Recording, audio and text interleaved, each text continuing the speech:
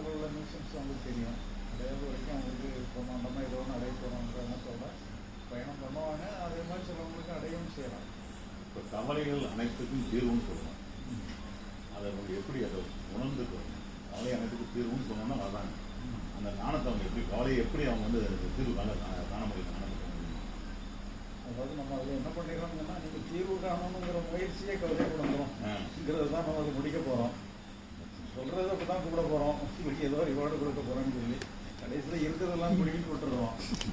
இதுவே நமக்கு ஏதோ கிடைக்கிற மாதிரி உள்ளே வராங்க. கடைசியில் உள்ளே வந்தவங்கள எல்லாத்தையும் பிடிக்கி ஒன்றும் இல்லாமல் அனுப்பி விட்டுறோம். அவ்வளோதான். ஒன்றும் இல்லாமல் அனுப்பும்போது கவலையும் சேர்ந்து போயிடுது. இப்போ நம்ம இதோட